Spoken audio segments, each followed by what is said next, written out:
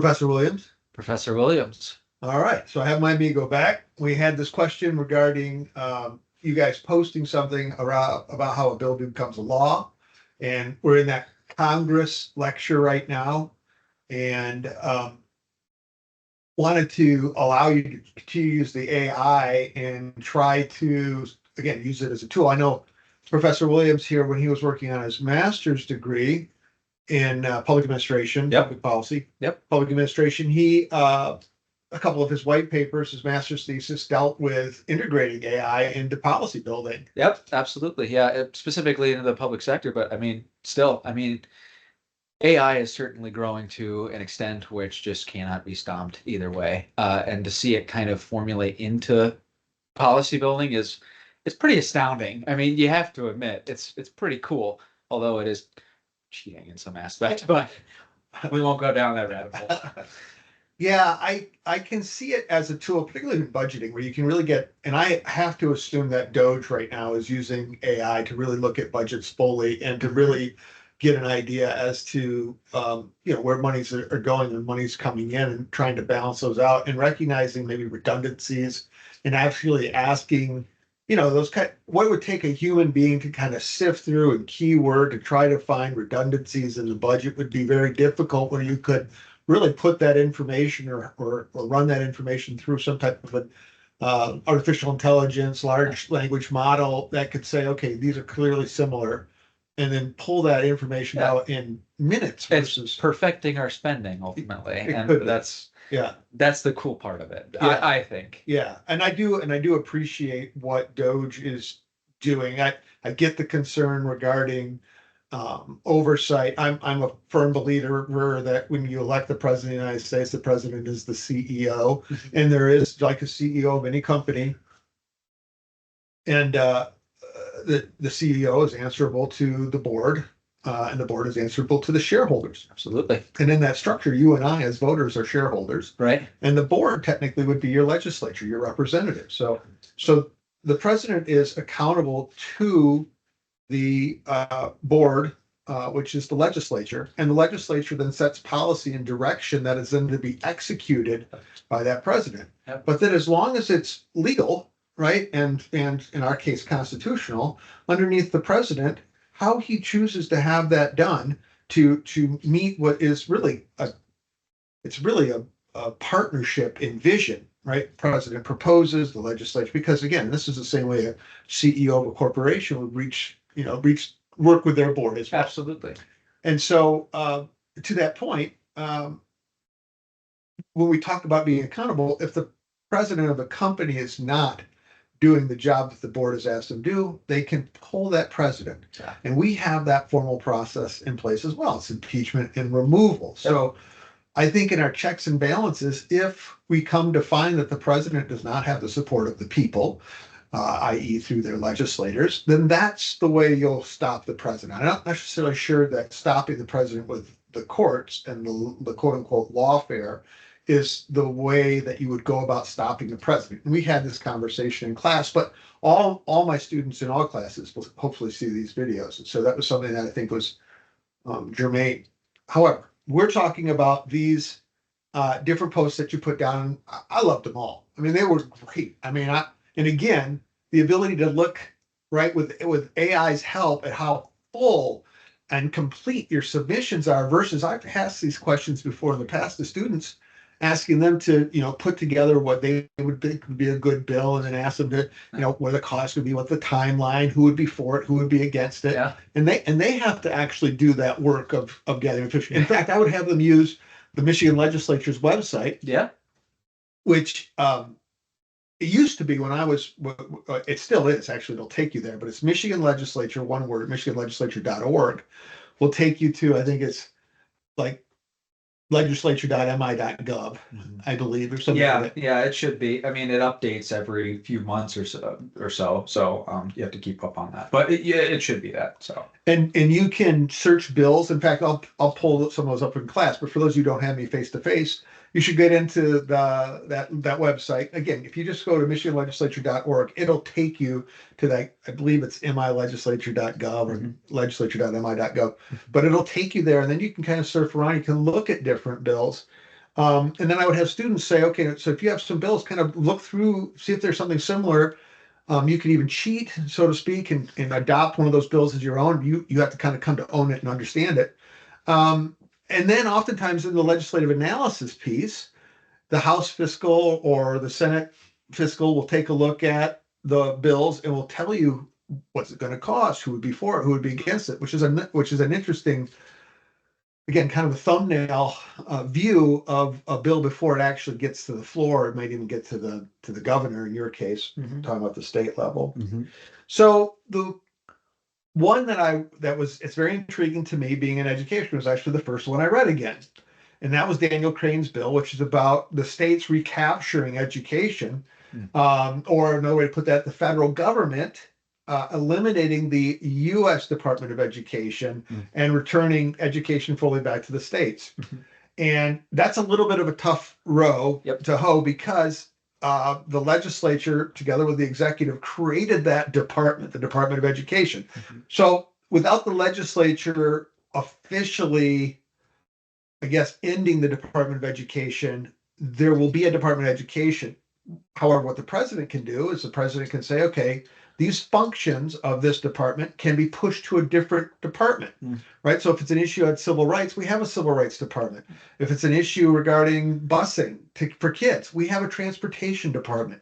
And in fact, school lunches, they don't go through Department of Education, they go through agriculture. That makes sense. Right, exactly. So even the things that we might think are education related are not necessarily the purview of the Department of Education. So I think that that's probably what's going to happen. And then based upon what I've heard anyway, the idea is that the far majority of monies would just be sent to the states, and the states, through their own state boards of education, would then take those monies and distribute them throughout the state based upon that state's priorities. So getting it a little bit closer to the people. So Professor Williams, I've done a lot of talking. I've done pretty much all the talking. But the where your expertise comes in is you're right in the thick of it in the House. And you have legislation coming through all the time. And I was wondering, this is what I told my, again, face-to-face students, for those who aren't face-to-face with me, you got to get a twofer in this class in terms of the policy process of build, formulate, adopt, implement, evaluate. Again, that's universal. All governments go through those 5 steps. And the federal government, it has the checks and balances. It has the judicial branch, the executive branch, legislative branch, and they do their specific parts. The legislative branch does the building, formulating, and adopting. The executive does the implementation, and the judicial branch does this process of evaluation. Though all parties do evaluation, but they do evaluation in the context of having potentially to ref between these two co-equal branches, the people, and then quote unquote the government, who may be at odds as to what the intent of a piece of legislation was, or even the Constitution was. And when you have that disconnect, that's where the courts really come in to shine. They get to play that third player, or that legislator that could come in, excuse me, not legislature, a referee that could come in and then break up any ties.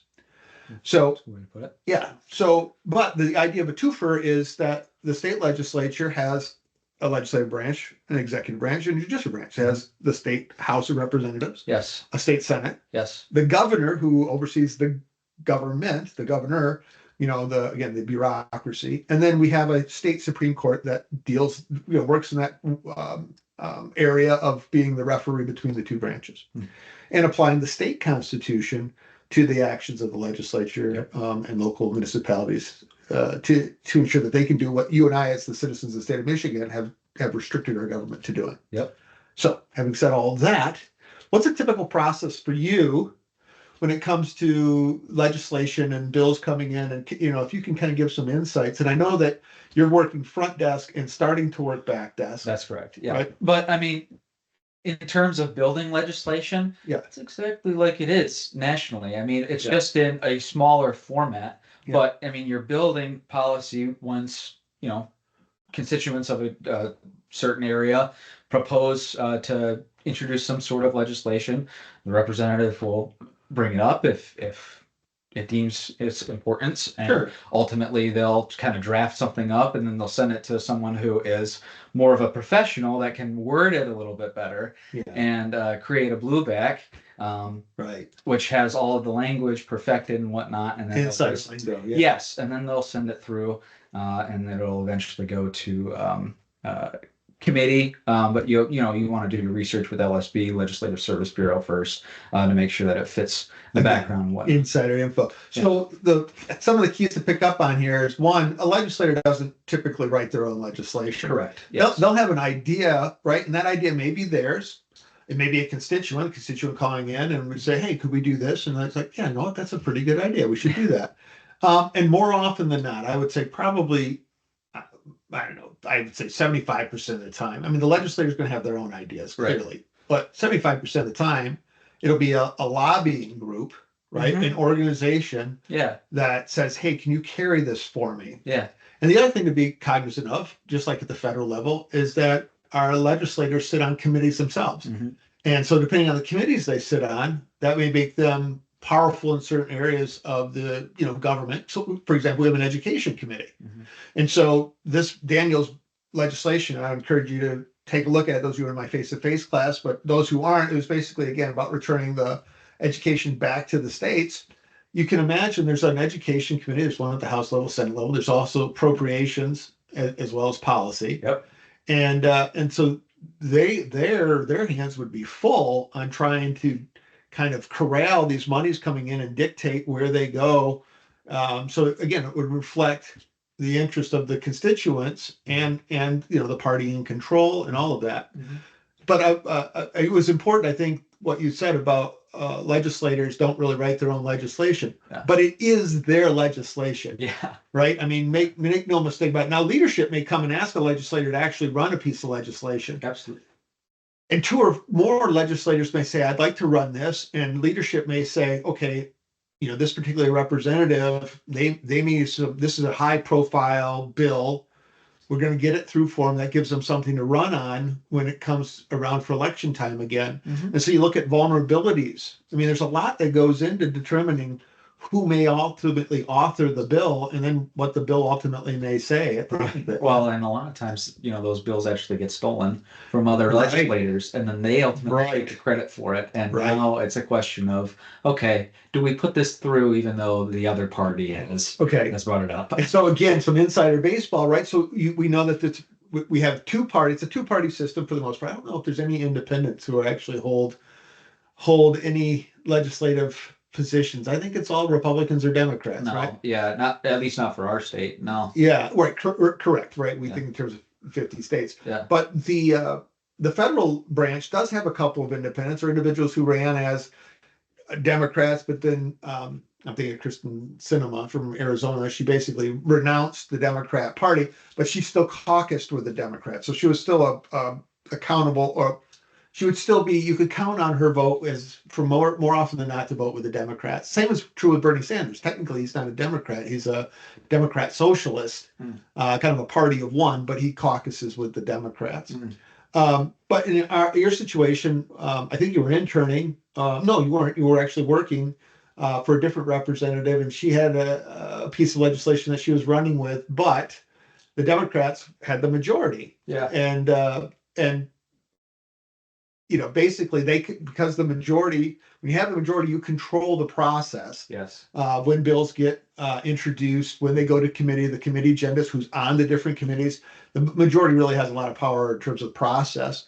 And she basically had a great bill, and a Democrat counterpart stole her bill. Yeah. And then once they put it up, if it's the exact same bill, it becomes very difficult for the individual who actually crafted the bill to say they're not going to vote for it, because if it was a good idea when they were introducing it, it should still be a good idea when the other party's introducing it. But there goes that win. And here you've got somebody else taking a pretty good piece of legislation to give them a win in the next coming election. Yeah, I think the bigger problem to that is reintroducing bills like that. So when you have a legislator that introduces a stolen bill that's perfected, well, now they have the ability to change that bill and put whatever they want into it. Yeah. And now the party that the individual was going to introduce to it, and they were all excited and they were going to get all this support. Now this bill comes out from a different party. Yeah. It's completely changed. It gets no votes from the original party. Yeah. And now this person wants to put it up again. There's no way that you can get the same amount of votes Right. because all the members are going to be concerned as to what's in the bill. Right. Right. And that looks silly. Yeah. Right. It looks silly. It's like you had a chance to pass a bill and you chose not to. Yeah. But it's not the same bill. Right. But most people on the outside wouldn't even see that. Yeah. So do you have any bills that your representative might be introducing that you thought might be of interest, or nothing you want to put out there right yet, just because? So we've got a few. The one that actually comes to mind, the one that I know most about because I'll be kind of in the process a little bit more. We're thinking about possibly putting CPL designation, so a license to carry a firearm, putting that indication on your driver's license versus just having a separate license for it. Okay. We're trying to determine, why did this not work for the other states? Because we've seen that it's been introduced, but we just don't know as to why. So no other states have done it yet. Well, other states have done it, but it hasn't gone through. So that's what we're trying to determine as to why. What's the issue? What's the underlying issue? Do you think it could be that individuals may want to keep that information? I show my ID. I show my ID to different places at different times.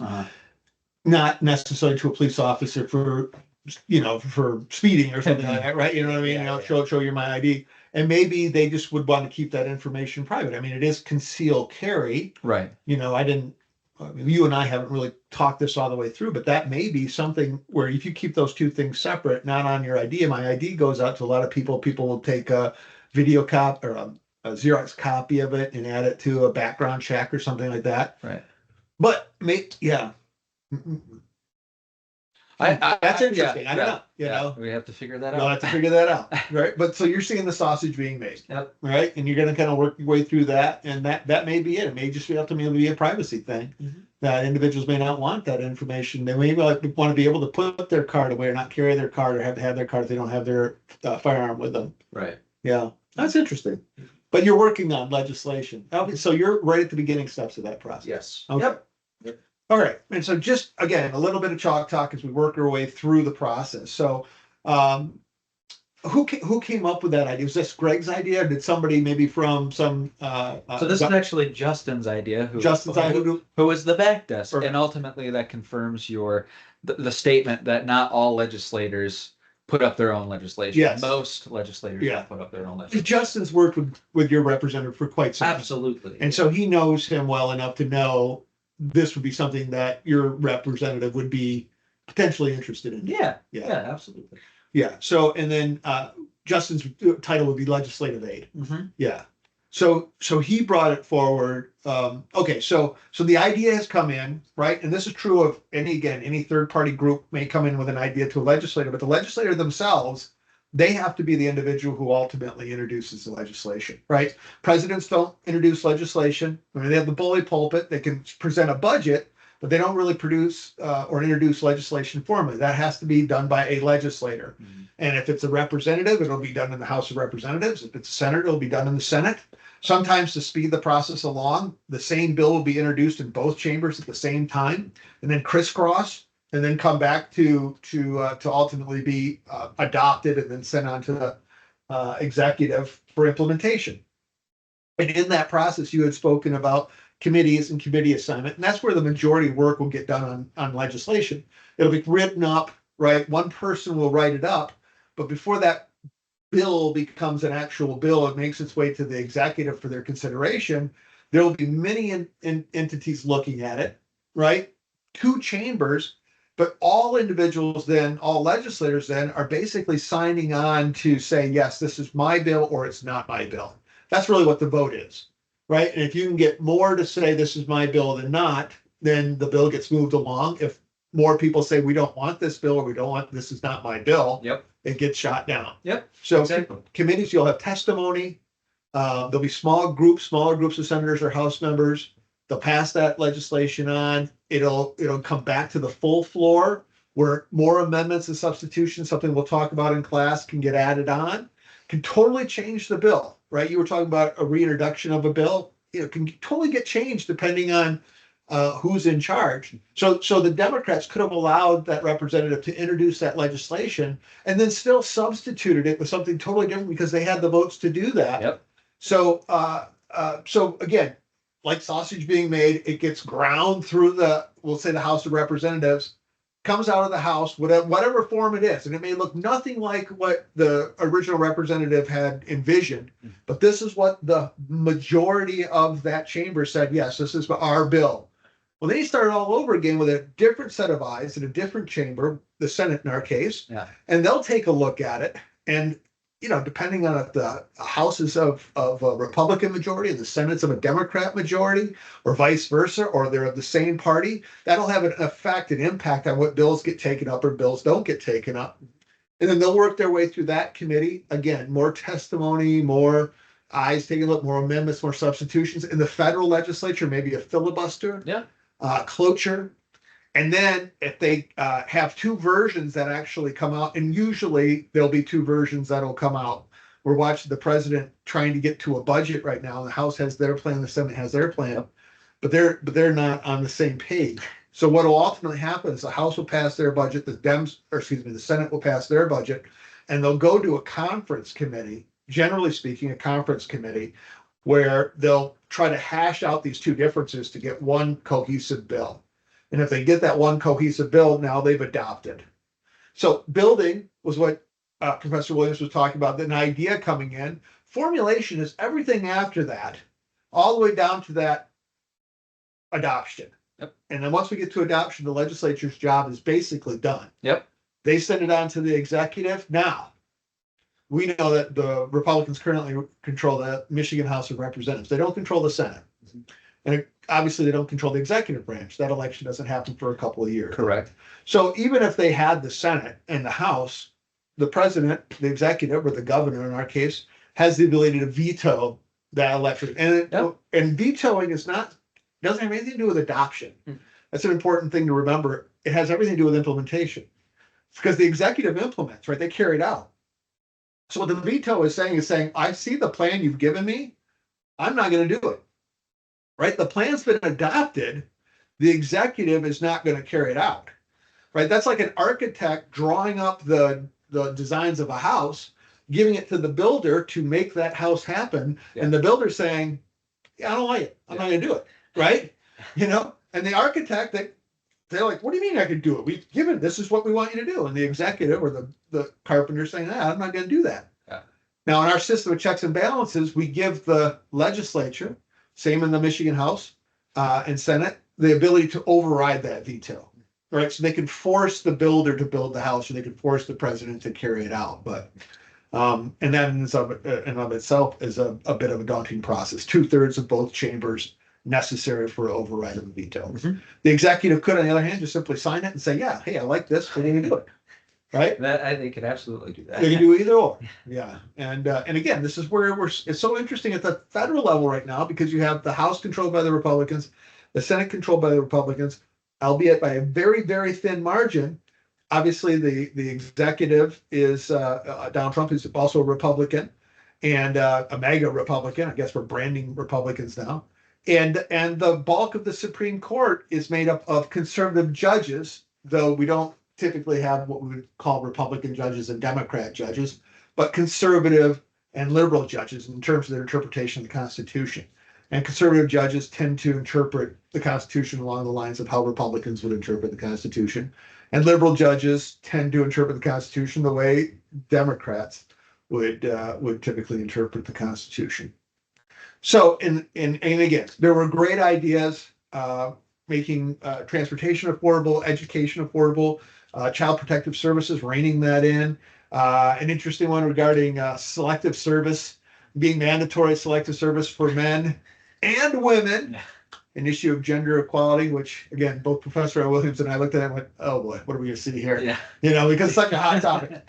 And then I was going through, just real quick, just before we got on, and I know this is going longer than it normally does. But I was on that MichiganLegislature.org site, and if you get into the bills, you can pull up by category, pull up education, and you'll see that there's a very diverse list of bills waiting to get into committee or in committee. They've already been sent to committee that deal with very conservative ideas, very liberal ideas, because any legislator, regardless if you're in the majority or not, can introduce legislation.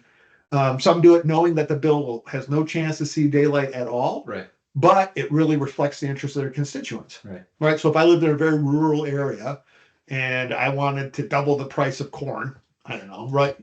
No chance whatsoever in it passing the state. Right. But if I have a lot of corn farmers in my district, they might be like, yeah, man, fine, so that's all right. Even though they know that that's, I don't know why that came out like that. Yeah.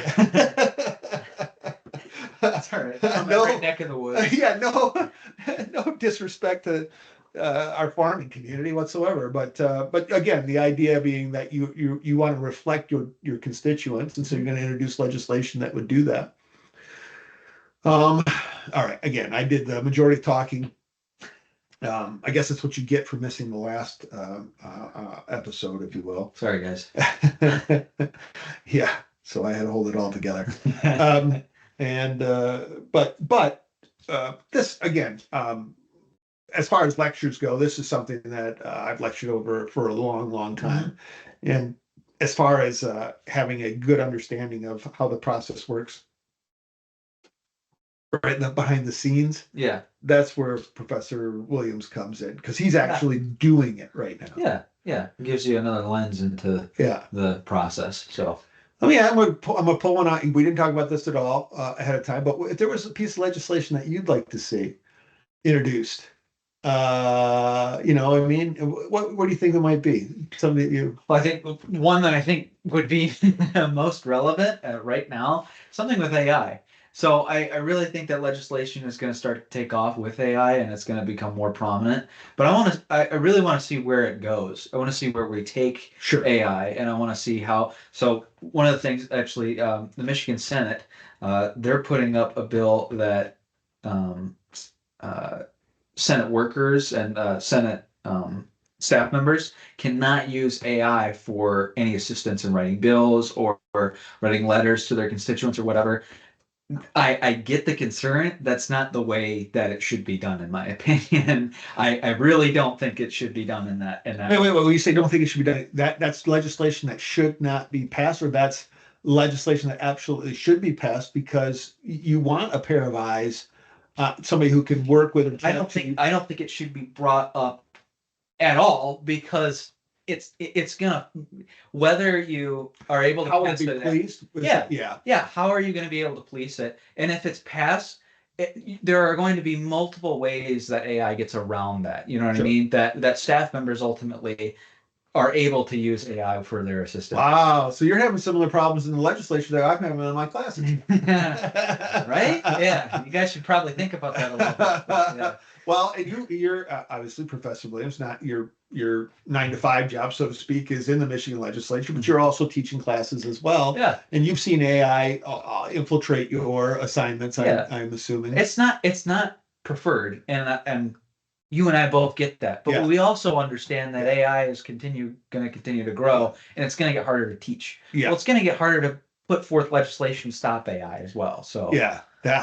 Well, I can understand from the staffer sense that it's like, well, if letters can automatically be generated, and a lot of times it seems like they are. So I have students who, not that it's AI generated, but students who send letters to their representatives. Mm-hmm. They're in a class and they're required to send letters to the representatives, but the response they get sometimes is a very canned response. Yeah. No, it's like, it doesn't even use the name of the student. I mean, it'll be like, thank you very much for, reaching out to the legislator. We take your concerns very seriously, and we will let you know if something moves on this or something like that. Well, yeah. And it depends on how possible it is. So if it's something that that the legislator is actually interested in, that they want to pursue, and they might actually put some detail into that response and say, hey, you know what? Yeah. Give me a call or something like that. Yeah. But if it's something that's totally not possible, that's under the radar, thank you for your concern. We appreciate you reaching out to us. Yeah. And that's as hard as that might be to hear, it's kind of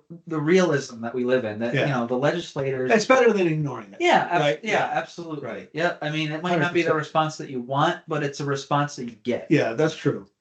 Professor Williams. Yeah. Putting your legislative aid hat on, your constituent relations aid hat on, what's your biggest gripe that you have regarding constituent calls? or even non-constituent calls. Biggest gripe, it is the easiest question ever. It is constituents who don't know the difference between national and state issues. Right.